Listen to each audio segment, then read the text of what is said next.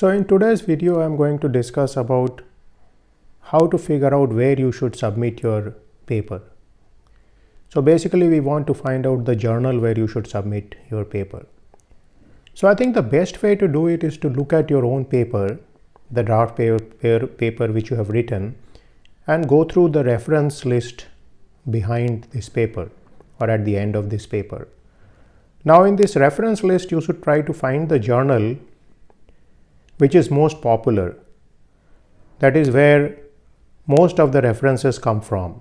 For example, if you scan your reference list and you find that 5 papers in this reference list are from the journal Computers and Structures, then Computers and Structures is probably the best journal where you should submit your paper. If you have 3 references from Journal of Sound and Vibration, then that should be the second journal which you should target. If you have 2 papers from Mechanical Systems and Signal Processing, then that's the third journal you should target, and so on. Now, of course, you need to make a certain guess or estimation about how your paper ranks in terms of the quality relative to the papers which are published in these journals. And for that, you should study these journals and you should look at the papers which were published in the last couple of years in these journals to see that if the papers are of the same quality as your paper. And this is a judgment you will have to make. You also need to see if the papers you have cited in your reference they are recent papers or not, because sometimes what happens is that a certain journal may have been publishing a certain type of papers 5 years ago, but things may have changed now and it may have shifted to a new type of paper. So to give you an example, some papers used to publish papers on classical solid mechanics a few years ago, but lately they typically want to publish papers on like nanostructures and nanosciences and so on. So again, you need to watch out for that, because you may have cited several papers from a journal, but these may be relatively old papers. So again, to give this particular process which I proposed more substance, you also need to look at the papers which are more recent and go for journals where papers of the type where you are writing are being published recently. Now, a second possibility is to go to Google Scholar and type your title in Google Scholar and basically search what Google Scholar throws back at you in terms of papers which correspond to your title. Now, here again you will see many papers will come, and of course these will be the highly cited papers.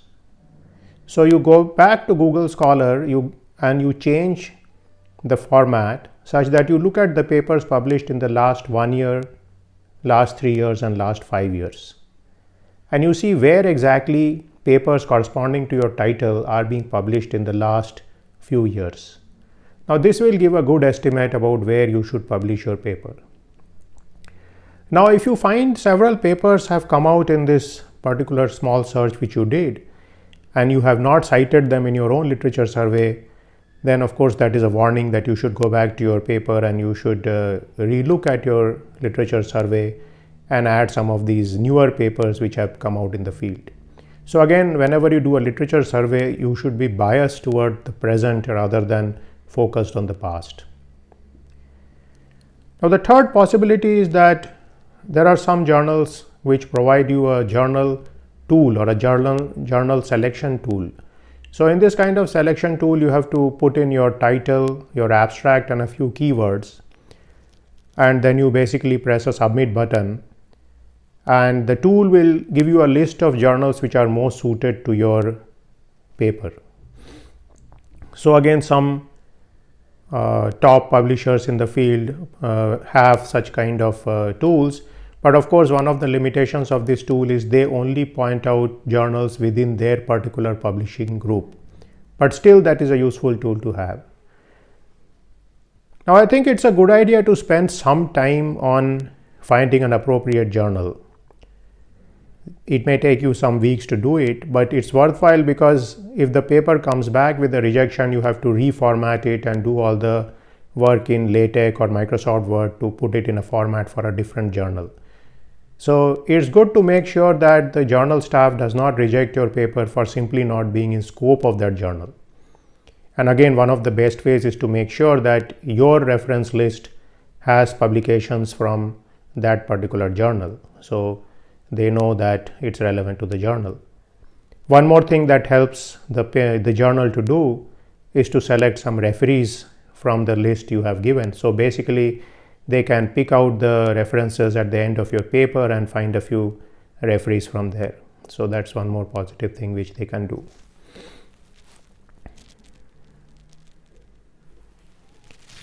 Now, one more thing to do is take a look at the people who are managing the journal and see if they fit within your particular broad domain.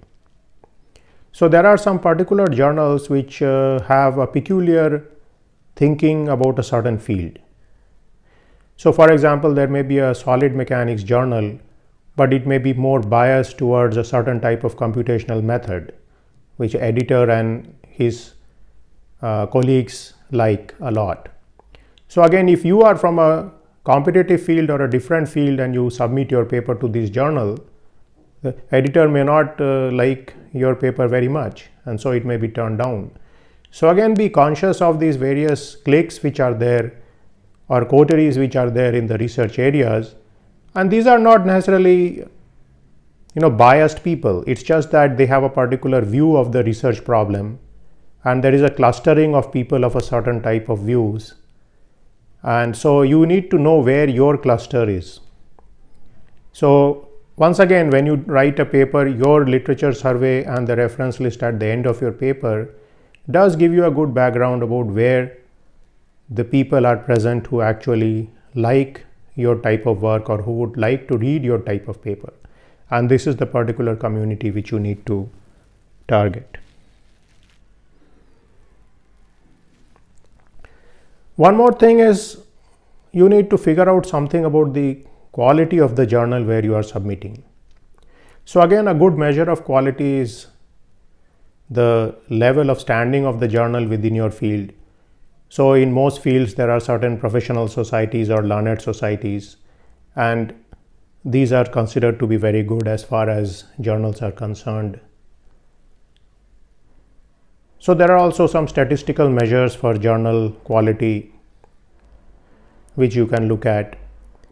So again, it's very important to look at all these measures and to see where your paper has a good likelihood of getting accepted.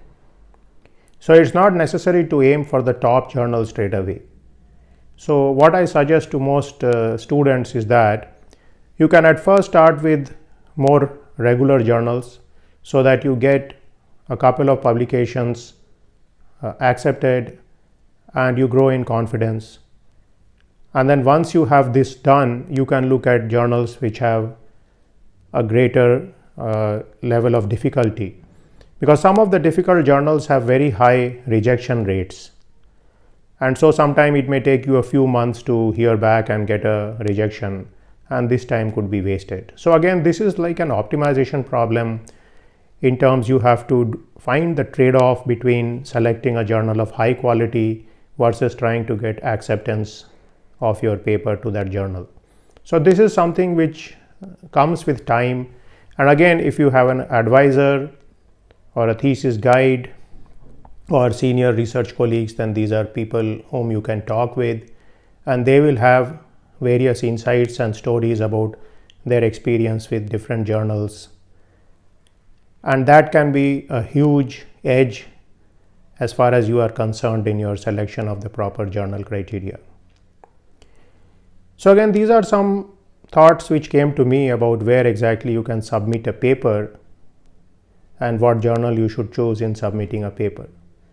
So again, thanks for listening to this video, and please stay tuned to my channel, and I'll be posting more videos on this particular topic in the future. Thank you very much.